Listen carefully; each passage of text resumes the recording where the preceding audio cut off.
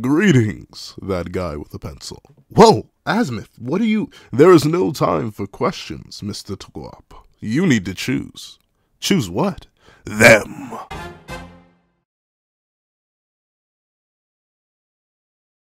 Thank you to our $5 patrons Strawbones, Red4765, Midnight Gemlord, Sean, and Artgoon. And a very big thank you to our $25 patron, Alex Ice Rose. And before we hop into this breakdown on my own list of Omnitrix creatures, please do me a favor and leave your own list in the comment section down below. Leave a like and subscribe if you haven't already. Also, you're at that little notification most to miss out on any videos that come to the channel. Also, I do a Patreon down below, in support for as low as $1 $1 a month, exclusive videos, early content, and more. You also now become a member of the channel for as low as $3 a month to get the same perks and more.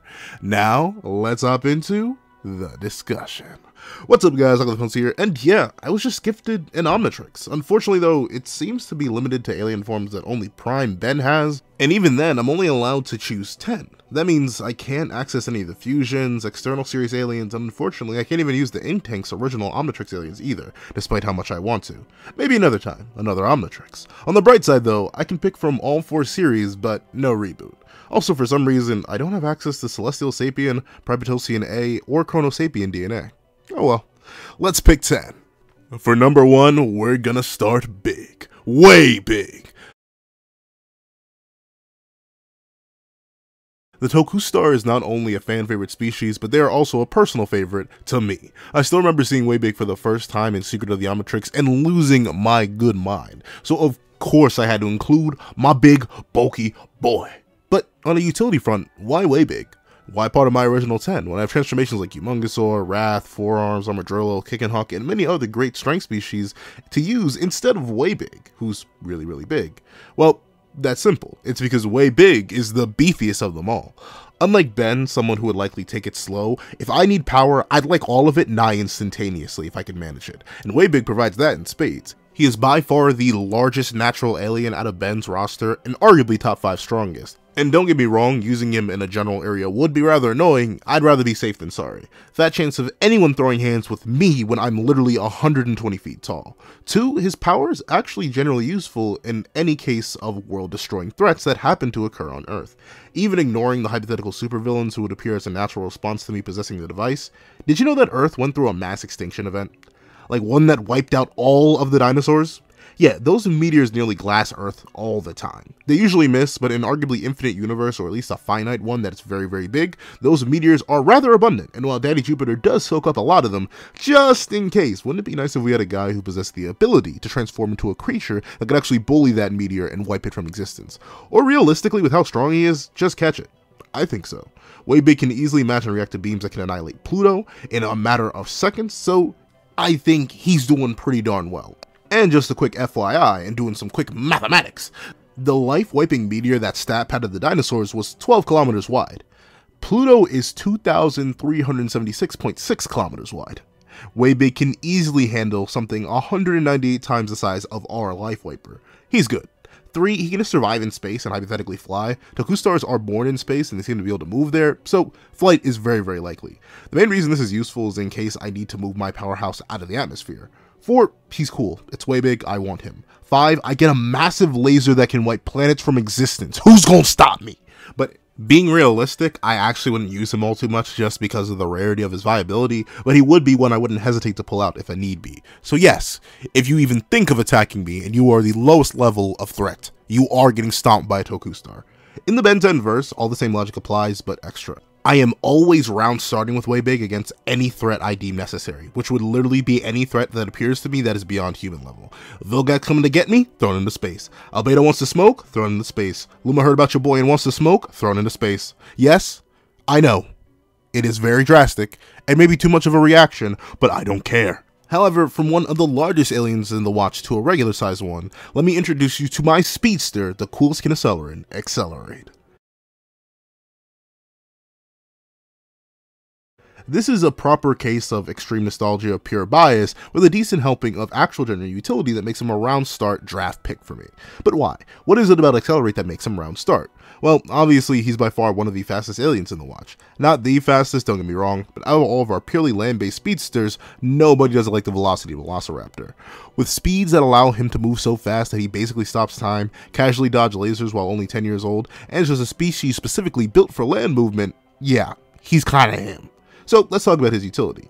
One, I am literally never paying for gas or transport ever again. No car, but maybe a truck in case I need to carry things. Even ignoring his high-end relativistic to time-stopping feats of speed, moving at his casual stated speed of 500 miles per hour pretty much trivializes all travel that I would personally normally do. Say something is about half an hour away, or even an hour away. Commonly, one will be moving at 65 to 70 miles an hour. Assuming I was going 70 miles an hour constantly, which is not going to happen, I'd still be getting there at 1/7 the time with Accelerate.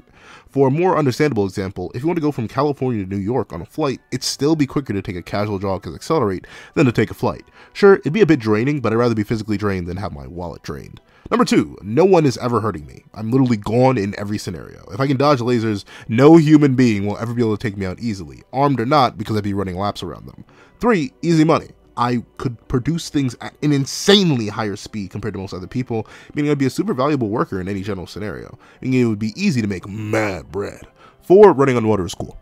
Like, I'm sorry, I'm also never paying for a plane again because I will legit run to different continents, because water is nothing but more ground.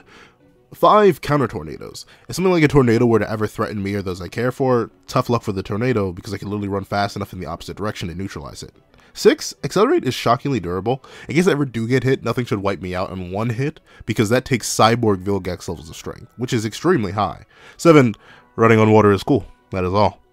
Inverse, I'm actually going to take OG Ben 10,000's advice and use Accelerate purely for defensive purposes. I'll have other people in the roster if I need to throw hands, and Accelerate is a last resort to throw hands. Not really a first option in regards to direct combat. However, if we're going to stick to the classics, we're going to move on to the next powerhouse, which is going to be the Petrosapien powerhouse, Diamondhead. Notably, I was very close to having Chromostone on this list instead of Diamondhead, but I was focusing more on usage in our world than Ben's, so a magical rock man who can absorb energy isn't all too needed in my eyes. Meanwhile, why Diamondhead? Outside of his massive popularity, his notoriety as one of the original 10, and his many feats, he is one of the many aliens that I consider purely for personal use, rather than actually combat use and any external utility. He isn't all too fast, he's strong, but not the strongest, and he brings things that few other aliens, if any other aliens, do. So let's get into it. Number 1, structure creation. Building houses sucks, but considering Diamondhead can casually make massive crystals with ease, I think I could use him to reinforce or just flat out create myself a home, or a building, or a structure. While it has been repeatedly stated by people outside the show that Diamondhead crystals are not diamonds, they appear to be pretty far from weak. Building a home out of his materials would be easier, faster, and cheaper than paying someone else. 2, defense, defense, defense, on multiple fronts. Diamondhead is one of the most durable, non-super crazy aliens, taking hits that slam through walls, other celestial bodies, and doing that with nothing more than a few cracks. So if anything the Earth has to throw at me, probably pretty unlikely, I'd say, has a chance to actually body bag me unless it's something insane or Sonic based, which would still have to be something insane. 3, solid projectiles. Diamondhead is one of the few aliens who produces something externally that isn't flat out energy. Think about it, Heat Blast, Swampfire, Chromostone, Amphibian, heck, even kind of Upchuck are all aliens that produce energy projectiles. Diamondhead having solid constructs that he can fire out is really, really good. 4, mobile constructs. Diamondhead can control his crystals. Like, really control them. Like, control them to a point where bro is levitating crystals in midair and throwing them hard enough to give demigods black eyes by controlling them. This is just a case if I want to move my indestructible diamond, not diamond home somewhere, without going way big and carefully toting my elbow away. It's just nice and convenient. 5, Diamondhead is a really good refractor. Strange phrasing, I know, but in case anyone ever tries to hit me with a laser of any relevant power, then it'll literally just bounce off me, no problem. I used to think this wouldn't be a problem, but the more I learned, and the more I discovered, it is extremely terrifying that they managed to crush atoms together to create fusion like the one in the sun with just lasers. It seems like humanity is creeping ever closer to the world of fiction. Number 6, weapons and constructs for other aliens, and myself. The thing is, Diamondhead's structures don't disappear after he does. It's not a direct link. This means that I can make weapons, armor, and more for all my other forms, alien or human, which would be great for just day-to-day purposes. I can make constructs for anything. Imagine Way Big with a massive sword, or Accelerate with gauntlets. I think it'd be pretty darn neat. However, in the verse, he's really solid. All the logic stays the same, though I may use him less for combat and more for support and defense rather than offense. Way Big is my big red button, and the one I will hit without hesitation, and Diamondhead is a petty street crime user that I determine not worthy of the millions in property damage with Way Big. But enough of this, let's move on to our next pick, the Super Sonorosian himself, Echo Echo. Now, this alien is all about utility and burst damage, at least for someone like me. Echo Echo is a really underutilized alien, at least in my eyes. In Ben's new 10, I wouldn't have been rushing for Humongosaur, I would have been rushing for Echo Echo at every opportunity for a very large amount of reasons. I get it, design-wise, especially by Omniverse, Echo Echo wouldn't sell as many toys as the Super Dino with multiple forms, but I don't care how ugly he is, I care about utility. And power. Nothing like unlimited power. But number 1, cloning. Now, notably in most contexts, I don't like having clones of myself. I know I wouldn't like existing with 2 of me, and I figure another me wouldn't like that either, so hands being thrown is a natural part of life. However, according to the show, Echo clones all obey the original, entirely. They're essentially less pretty shadow clones, which works really well. I shouldn't run into a toy situation where my boys are trying to slaughter me to prove they're real. It means I get all the benefits of the clones, free labor, further life optimization, and I can be in multiple places at once, all that good stuff. 2, clone immutability. Now, don't get me wrong, I love Ditto, especially design and voice-wise, way more than a little Sonorosian friend, but the biggest issue with the other tiny clone man is that they all share one nervous system and can't separate too far from each other. That means if a clone of mine dies horribly, all my clones and I die horribly. That is no good. Want to know why Echo Echo is better? Because my boy's clones can die and he stays just fine, and that is all. I need. Unlike Ben, I will actually always have a backup Echo Echo, the real me, in the trunk in case I ever go into a dangerous fight, because, you know, death is not nice. 3, sound manipulation. A common misconception is that bro just screams, but he is genuinely able to manipulate sound, which is a really good ability. Sound isn't the fastest, because, you know, a light exists, but it can be used for things like intangible containment, destruction of substances, and even propulsion, which is really useful. 4, multiple transformations at once. Ben is, he's kind of stupid when he had access to this and just instantly gives up. But me, I'm jumping you with 3 to 5 Way Bigs if I'm in the right kind of mood. And I will always be in the right kind of mood. You will never want to fight me. 5, our friend is space viable. Being a silicon-based life form rather than a carbon-based one, he doesn't need air and should be reasonably resistant to extreme temperatures. Though I likely won't use my sound powers in space because of the lack of a medium in space to use my sound through. Space is a vacuum, so he'd be kind of useless. Now, if you wonder why I wouldn't use this little guy to go human in multiple places at once, the reason is because of the personality split. In combat, it shouldn't really matter, 5 Way Bigs is 5 Way Bigs, but general life is a bit too nuanced for that. In verse, Echo Echo is my go-to when I need to jump somebody or need to contain someone or something without too much property damage. I'd usually use Diamondhead, but, you know, sometimes people just need to get jumped, and 3 of me can do just that. I will be jumping a lot of people. But enough of jumping, let's move on from one inorganic life form to another, and move on to the mighty metal mechamorph like no other, Upgrade. Now, back to the original 10 is one of my sleeper picks. Upgrade is another alien that Ben does not use all too well. Not for lack of trying, mind you, but yeah, for actual lack of trying. Seriously, considering how tech-based the series is, the fact that Upgrade wasn't spammed as often as possible blows my mind. But let's hop into it. Number 1, technology control. Like, all of it. All technology. Any more than 2 pieces of metal put together I can take control of. Considering how technology reliant the world is nowadays, having the ability to override and control all of it would be very helpful. 2, technological improvement. Upgrade is an upgrade to all machinery, and the ability to free manipulate and upgrade our already advanced technology would be extremely useful in general. Just imagine advancing a phone to the ultimate communication device, or making a literal flying car. Now, if I get my hands on it, make a Mach 1 jet reach the speed of light. All really useful. 3, machine composition maintenance. I know to some this sounds strange, but I'm saying this mainly to combat all 2 jury-rig fans out there, as I know they're wondering why I wouldn't take the super speedy mech imp instead of Upgrade. Once Upgrade improves something, he can always turn it back to its original state without much hassle. This is a nice perk, as it won't always be a mechamorph, and thus having my regular devices or other devices back would be nice. 4, universal survival viability. Being made of nanites allows me to survive without air, in the depths of space, and possibly underwater to the deepest parts of the ocean. 5, I get all the benefits of being a polymorph like Goop. I'm essentially a sentient metal liquid that can slide anywhere and everywhere, along with being extremely durable. My only real weakness is electricity, ironically enough. 6, I get a really cool laser. Just reel back and blast. Don't get me wrong, there are plenty of aliens with lasers, but this one is just mostly a surprise for anyone who can get caught lacking. Imagine you pull up on a bike and it suddenly blasts you in the face. 7, and this is where it will sound weird, pseudo-sentient reproduction? If you guys remember Ship, the super popular alien mechamorph dog thing, you may not remember where he actually came from. He came from Bazel. But the thing is, Ship and the mini mechamorphs I create are not sentient. Or at least not in the way that you and I are. He has the same sentience level as pretty much a dog and the same mentality too. And unlike the Echo clones, it doesn't seem like Ship took any aspects of Bazel's personality, meaning I could create Ship and revert and just have a cool mechamorph dog that doesn't age, get hurt, need food, or take dumps, which is really convenient and still a dog. Of course, I could ask him, or order, really depends on how much he thinks Ship would obey his creator, to upgrade the watch and or other tech for me, essentially turning every single battle into a 2v1, Echo or no Echo. 8, regeneration. Bazel could regrow his arm, so I should be able to too. In verse, all the same things apply, just based on how technology focused the verse is. I could go even crazier with my upgrades, so upgrade would definitely be used a lot by me. But enough of upgrade, let's go for the crazy crack cerebral crustacean, Brainstorm. I wouldn't say Brainstorm is too much of a fan favorite alien, and even in the show itself, he's typically overshadowed by the smarter species, the Galvan. However, I love seafood, and I think Brainstorm is really slept on as an alien, for a lot of reasons, so let's hop into it. 1. Super intelligence. While they may not be as smart as the Galvans, Brainstorm has an IQ of 1 nonillion, meaning I can use him to take care of pretty much any problem our planet has, cure every single disease, advance technology by thousands of years, make infinite bread while doing so, and who knows, crack interstellar travel while I'm at it. Brainstorm is just that smart. I need not the highest intelligence in Ben 10 when the second highest transcends all of humanity. 2. Size. Brainstorm isn't the biggest alien, but he's big enough that it wouldn't be easy to manhandle me like one could a Galvan, meaning I should be safe in case anyone tries to get their hands on your boy.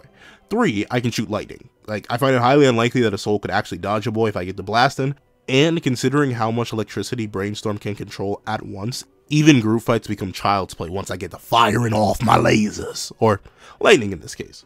4. I can make electromagnetic shields whenever I need extra defense. These shields are pretty durable too, so while I wouldn't call Brainstorm a defense alien, I would say he has enough raw durability to safely work without much worry. 5. Brainstorm can levitate, if not outright fly with his powers. This means I don't really have to scuttle around a lot, and I could just casually levitate to and fro in both regular life and battle, making him shockingly mobile despite his build. 6. I can walk on walls.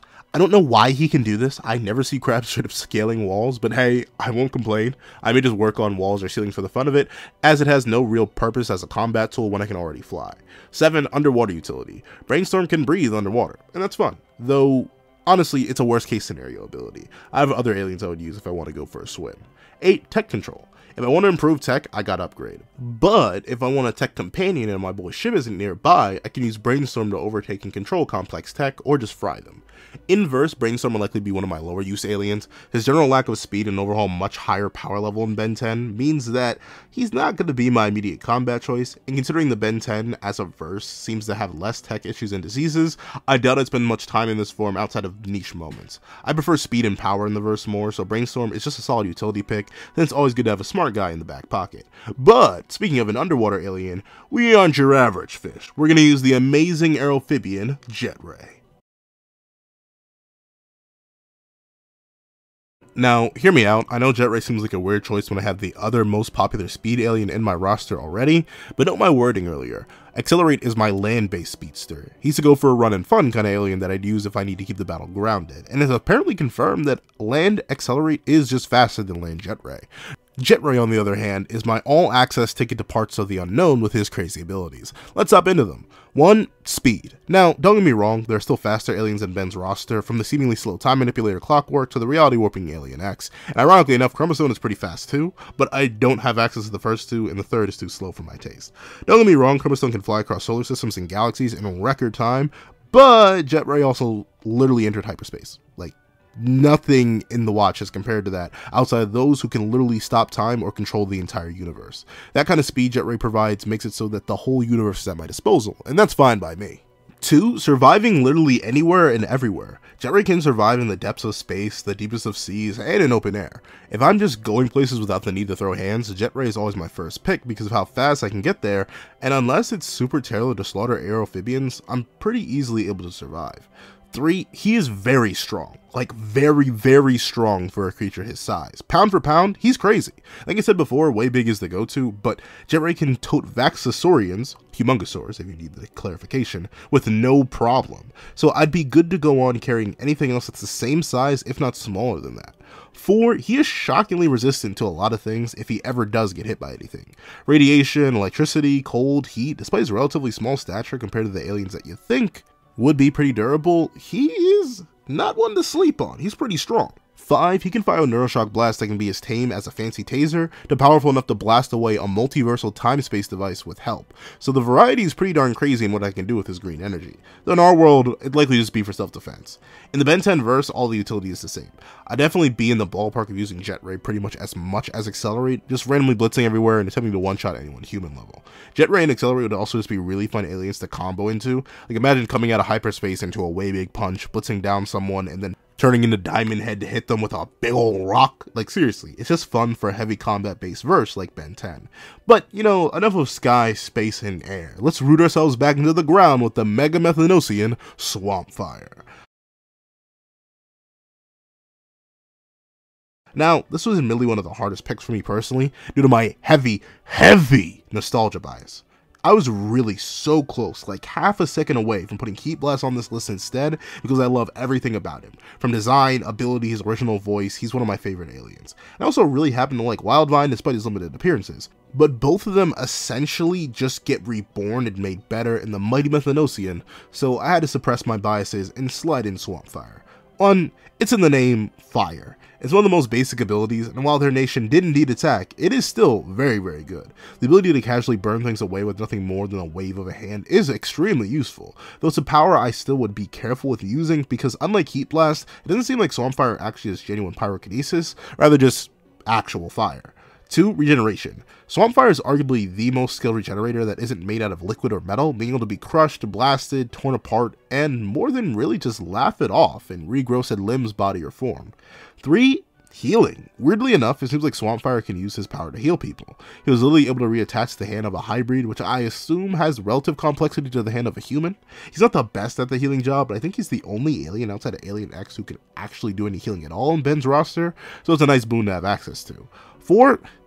Bro stinks. I know this is a weird thing to highlight as a power, but just think about why he stinks. You forget it's because he's constantly releasing gases like methane. That means if someone in a close space with me, they'll pass out from methane overdosing before they ever could do any lasting damage to me. 5. He can just knock people out with sleeping gas. This even works on human nanodite hybrids like Gwen, meaning that anybody without prep is liable to get gassed, and I'd probably always open with that, as it's better to subdue people harmlessly rather than actually hurt them. 6. Extreme strength. Like, SWAMPFIRE is weirdly strong. With a little run-up, he's able to topple hybrids who can rival Vaxasaurians in strength, a little leverage being able to push over hybrid weather towers, and with no leverage or run-up at all, he can just drag himself out of the null void. Bro's gains are pretty immaculate. 7. Plant control. He's able to raise and cull massive plants casually, plant seeds that instantly grow with no water or nutrients, and overall is good at restoring and controlling plant life. I single-handedly fight global warming on my own, with ease. 8. Limited flight. Just, you know, the regular, blasting fire behind himself in order to blast off, lift off, go on crazy, like the good stuff. 9. Malleability. While not as flexible or as freeform as Goop or Upgrade, SWAMPFIRE can sort of just phase through bars and slip through spaces. He can also burrow really well. Underrated ability, yeah, but still pretty useful. SWAMPFIRE inverse will likely be used if I just don't feel like fighting. I know that sounds weird to say, but I'm literally knocking everybody out after restraining them with my vines. I know he definitely has other useful combat strats, because of course, you know, fire is fire, but at least to me, I'd have way more fun using the rest of my aliens in day-to-day life and in combat. SWAMPFIRE is just a free win button against most people in the world who aren't prepared for him. And besides, against any threat that's beyond his pay grade, they aren't meeting SWAMPFIRE, they're meeting way big. But let's drop the temperature a bit, low enough to freeze over the world itself. Let's move on to the nicest Necrophrygian on this side of the Milky Way, Big Chill. Now, I'll make your job a whole lot easier and regrettably inform you that there will be no under aliens on this list. And this is for a variety of reasons. To quickly run down each one, Loboans are cool, but Echo Echo does the sonic wave control better. Diamondhead, Waybig, and Swampfire are all stronger, and Accelerate and JETRAY are faster. Thepkufons are interesting and nice, but I already have Swampfire, who does the good old bind and beat much better. Transilians are also not as smart and seemingly have lesser electrical abilities than that of Cerebro Crustaceans, and of course Frankenstrike will never be stronger than Waybig. And I know, Ghost Freak can be used without the original Ectonorite Madman taking me over, but even still, the form lacks utility for my main choice, which I'm taking, which is Big Chill. He does everything Ghost Freak does minus the possession, and some things he does better, and I don't like possession. But let's hop into it. 1. Ice is cool. No, but seriously, complete control over an element as diverse as ice is crazy for multiple reasons. 1, I never have to worry about keeping cool, as, well, I make ice. Speaking of keeping cool, the whole planet is getting pretty toasty, so not only am I going to be fighting climate change the old-fashioned way by making more plants to gobble and gargle on that CO2, I'll also be making ice where it's needed to slow down the problem, if not stop it outright. Hopefully reverse it. I would use ice for restraint, but I wouldn't actually kill people in it, because I know how painful it is to be cold, and I can't imagine what it's like to be a human popsicle, so at most, I'd make ice fences or gates to ward off people from doing dumb stuff. 2, phasing. The ability to make walls and pretty much any obstruction a joke is one not to take lightly, and I won't. With Big Chill at my disposal, it's impossible to hold me anywhere, and I can kind of just leave without causing any damage. 3, flight. I know 4 and possibly 5 of my aliens can fly already, 1 at much faster speeds than Big Chill, but I'm usually more of a teleportation guy myself anyway, but you know, a power is a power, and flight is mad useful when you can't get hit by anything. 4, invisibility. Light kind of passes through Big Chill when he's intangible too, so I think we're good to go. 5, strength. Big Chill is very strong, able to literally eat massive structures after tearing them apart when they're composed of metal, and he's also able to carry that metal inside of him after he's eaten it. So his lifting strength is also pretty impressive. 6, I can just have kids. Like, literally just I. It's weird, yes, but it'd be cool if it happens. I do want to have kids in the future, and unlike Ben, I'd actually try to stay in contact, though I understand Necrophrygians typically don't hang around their parent. 7, extreme temperature resistance and space viability. Once again, I have many transformations that can do this, but it's still useful.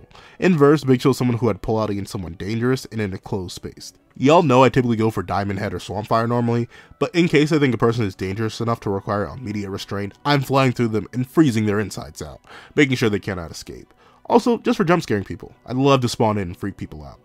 Now, you may have noticed that, strangely enough, there's no energy manipulators on this list. No Upchuck, no Chromastone, not even an NRG. And if you've been paying even more attention, you may have noticed that there's a distinct lack of Omniverse aliens on this list. But enough games, I think you know what time it is. It's time for the craziest conductoid in the entire universe, Feedback. Now, Feedback is one of those aliens that the creators made to be loved, and I fell for the engineering, so I'm stuck out of luck. Number 1, electricity. I know I have Brainstorm, but guess what? 2 for 1 is a good wombo combo. Also, electricity is just a nice power to have at one's disposal in a more humanoid form in comparison to Brainstorm. Also, Feedback's blast seem to be a bit more concussive than Brainstorm's, so I will indeed be blasting. 2, energy absorption. From light, electricity, blast, people, life, I can drain anything through my freaky fingers, so any explosions in front of me can just be slurped up and fired back without any hesitation. 3, void resistance. Conductoids don't actually have a home planet and are born and live in a nebula, so Feedback doesn't need air or a place in space. 4, electric flight. We get to blast it away. Call me Team Rocket. 5, the secret weapon, and I say this technically because Feedback is my strongest legal alien. Stronger than Waybig, Prepitosian A, Atomics if you're wondering, but he's not even legal, and I like the intake's explanation if you're wondering why I keep calling him that. Diamondhead, all of that. This is mainly because he can handle universal to multiversal plus levels of energy with his absorption, meaning no one is safe. Inverse, Feedback is going to be a last resort win button. When I'm faced with massive amounts of energy, he's a go-to, but I'm usually running around throwing hands and blitzing fools rather than life draining and redirecting energy. However, if I run into a Chronosapien time bomb, it's a wrap. I'm eating that bad boy and wiping out who tried to hit me with it from all the existences. Every last one of them. And that's my 10, my Omnitrix playlist. I omitted myself from the top 3 mainly because I think there'd be obvious shoo-ins and I wanted to be as surprising as possible. As you can tell, my playlist is based around serious high-level extremes with some manner of balance. And with the fastest aliens, the strongest aliens, the smartest aliens that have good utility purposes, and more. Accelerate and JETRAY, my land-and-size speedsters, the heaviest hitter outside the literal deities in Way Big, intangibility with Big Chill, fire and grass of Sleeping Gas like SWAMPFIRE, electricity and intelligence with BRAINSTORM, structures and earth with DIAMONDHEAD, and of course I had to throw in some specialized super forms like Upgrade the Tech Man, Echo the Cloner, and Feedback the Energy Manipulator. Now, to explain why some obvious picks that some may have believed I missed out on aren't here. Why Way Big and not Humongosaur? Sure, Way Big is stronger, but he also has a set size while Humongo can vary his size at will and is more than strong enough for daily tasks. And if not him, why not Forearms, a character even smaller than Humongo but still strong as anything and extremely durable, more than enough for daily use. Unlike Way Big, who's pretty much always the last resort, and obviously he's just Way Big. But, to tell you the truth, Way Big was chosen because I think he looks cooler than the Dino and Army Man, and the fact that he has much more useful side abilities compared to the other two. Humongosaur is big and strong, but what else does he provide? He's not space ready, he can't fly, he can't shoot a massive laser, he's nothing but strong, and not as strong as Way Big. Same with Forearms, but on an even lesser scale. He's weaker, he's shorter, he's smaller, he has less gains, he's not as impressive, he has the same major issue of just being strong and fire resistant, rather than Way Big's all that and more. Way Big just gives more pound for pound in all categories compared to his main strength contemporaries. If you're wondering why I went with Accelerate over Fast Track, no you're not. You're just nitpicking, because you remember that ugly thing too. And if you want to be funny, I got a joke for you. He was so ugly he never even appeared in Omniverse. And Omniverse had everybody, so ha! Take that. But being serious, Accelerate is faster, and there isn't much competition for the grounded speedster category, so he wins. Also nostalgia, but hey, he's just better in every way. Now, DIAMONDHEAD over Chromastone, Lodestar, Wrath, Shock Squatch, Blocks, and Gravitack may seem like a weird choice. And yes, they're all here because they're around the same size and mostly specialized like DIAMONDHEAD is. Chromastone was cut because I knew I'd have a faster flyer in JETRAY and a better energy absorber in Feedback, meaning Chromastone has two main day-to-day uses which are gone, and his main lack of construct manipulation and construct creation that DIAMONDHEAD has made DIAMONDHEAD an overall better pick. I was close to including Lodestar, but after poring over my list to see who I would cut, Magnetism just didn't seem to prove all that useful overall in comparison to the abilities I'd have to lose. Why bother using magnets when I can just outrun you, blast you away, or encase you in crystal? The only thing that nearly got Lodestar on here was his survivability, but I already have SWAMPFIRE and Echo, two creatures with arguably equal if not better survivabilities. Wrath kind of got left out because he wasn't the strongest, and I wouldn't like having my personality shifted. Outside his funniness and claws, he really brings nothing to the table on a day-to-day front. Shock Squatch was considered a bit since his electricity was cool and he was marginally strong, but since I already knew for a fact that I had a stronger alien in Way Big, and already two electricity users in Feedback and BRAINSTORM, I couldn't justify a third one who brought nothing else to the table. For Blocks, he and his constructs just don't seem as strong or effective as DIAMONDHEAD's, and that's all he brings to the table, so he was out. Gravitack was the closest to actually knocking DIAMONDHEAD off the list, because next to teleporting and reality manipulation, gravity is my favorite power to ever power, but the thing is that warded me away from Gravitack was the fear of losing control of my abilities and the general lack of utility. With all the other creatures on this list, I shouldn't actually destroy anything beyond my power. Even with Way Big, there's no reason I'd fire a cosmic beam at the Earth. Meanwhile, Ben just accidentally made a black hole one time, and I don't want to risk that. Besides, I have bootleg gravity manipulation through BRAINSTORM's telekinesis and DIAMONDHEAD's crystal control, so I'm good. Now, Echo is one that is specifically built as a creature so well that he has few contemporaries. On the cloning front, I already explained how Ditto has the interlinked nervous system issue, which sucks. The only real cloner in the Watch database outside of Echo and Ditto is Buzzshock, but even then, Buzzshock's cloning came when he was literally bisected, forcefully, and he spread almost like a virus. We've never actually seen Ben do it, so I'd rather not risk it.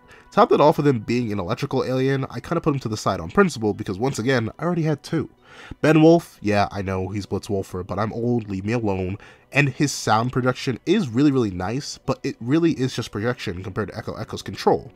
Also, when Ben Wolf blasts, it's just really ugly when he opens his mouth like that, and I don't like it. I can't imagine what that feels like. Top that off with the Wolf's general lack of utility, and he's pretty useless to me. Upgrade is also weirdly specific, but he's a combo package that drastically invalidates his competition. As I mentioned earlier, his only upgrading competition is Jury Rig, another change of personality alien who's a bit uglier than my big left toe, and only a bit. I don't know, bro, my toe may look just a tiny bit better, but regardless, he can also return stuff to normal, which I don't think Jury Rig can. He also just invalidates Goop entirely, being the exact same kind of creature with more powers and arguably better durability and mobility due to the lack of a need for a gravity machine. Nanomech is neat, but as the name implies, he's really small, even smaller than gray matter, which makes him less than viable in my eyes. I know it's probably good to have a small alien, but I don't know, the limited utility just isn't for me. Now, I may have kinda covered why I want Brainstorm over gray matter. Size and more powers on top of being more than intelligent enough for general usage is really all I need. Frankenstrike's super intelligence got rarely used, if not just flat out retconned if I remember correctly, and Brainstorm seems to have better lightning powers, so that's it. And while Amphibian does seem to have better electricity and flight, he doesn't have the intelligence, and I need at least one smart alien. JETRAY sort of nags all of his competition on multiple fronts. Stinkfly is much slower, has nastier abilities, and he stinks. He's faster than Chromastone in the flight department. Same thing with Lodestar and Amphibian's flight. Blows Astrodactyl out of the water in terms of energy utility and flight speed. Energy is too high radiation risk and can't fly in the suit. While Terraspin is cool and immune to mana, he's also very awkward and the flight speed was low. Ripjaws can be only used as a fishman, being real. But JETRAY is actually much faster underwater and can still use his blast, may not have to bite or slice things, which is fine by me. Swampfire, as mentioned, pretty much invalidates Heat Blast and Wildvine, though my bias for Heat Blast and Swamp Stink nearly wiped him off the list. Though I can't ignore the utility of Swampfire in comparison to Heat Blast, and Wildvine is just worse in every single way. Spitter is Spitter, and I don't like the idea of being that destructively nasty. I don't know, it just doesn't appeal to me.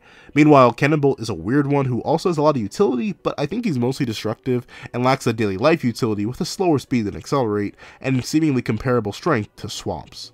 Snarrow is also a joke compared to Swamp in utility. I don't think I need to explain why Swamp is more useful to me than Pesky Dust or Molestache, and his durability and regen makes him a better choice than the worst in Walkatrap for me, whose thing is their unconventional durability. Topic is ugly, and I think can use Swamp's knockout gas much better and, well, less ugly. Same thing with Gutrot, who has more complex abilities but not enough daily utility for me. Bullfrag is also fodder, same with Crash Hopper. I don't see either of them drop kicking high reeds or pushing down whole weather towers, not to talk of fighting global warming. Big Chill, like I mentioned before, invalidates Ghost Freak since I don't like possessing people, and that's the same reason he invalidates Vampire. A weakness to the sun and a major ability being possession just makes him not useful for me, and all Big Chill's abilities being more useful on a daily front also helps. Wildma is also a pretty niche pick who doesn't provide much daily utility, especially since I'll have my own Mechamorph dog following me around, and while one could argue Artiguana's Ice is relative to, if not stronger than Big Chill's, but the quadruped has less mobility and speed, making him less useful despite his greater, if not relative, ice strength.